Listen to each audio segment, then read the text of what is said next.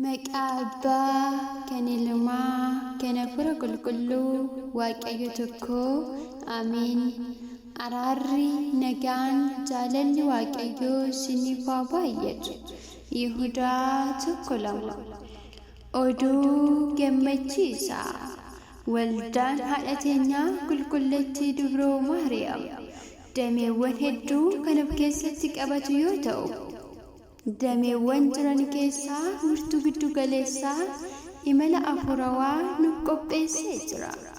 Guyyaan itti qophaa'e Bitootessa 13 ji'a 7ffaa bara 2018.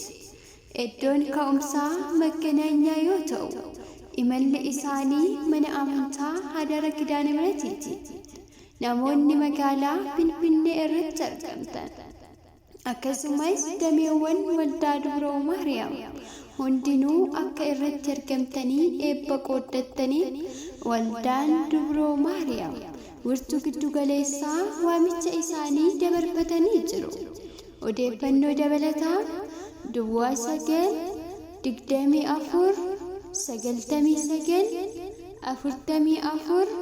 9-24-99-44-66 irratti dawaluun nu argachuu dandeessu. Qopheessaan waldaa dubroo Maariyaam wirtuu giddu galeessaati. Maarree dabalataanis waldaan haadha keenyaa qulqulleettii dubroo Maariyaam damee Shawaa Lixaa imala afuurawaa qopheessee jira. Guyyaan itti qophaa'e Bitootessa 20 ji'a 7ffaa bara 2018 yoo ta'u, iddoon ka'umsa isaa mana amantaa qulqulluu Gabri'eel magaalaa Hoolotaatti.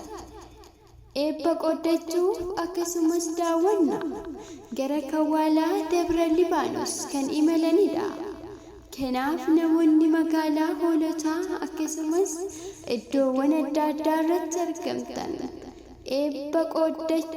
eebban waliin qooddadhaa jechuun dameen Shawaa Lixaa waamicha isaanii dabarfatanii jiru.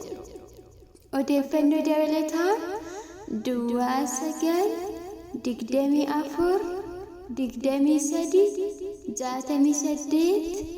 9-23-68-56 Duwwaa 9-39-14 Duwwaa 4-31 Duwwaa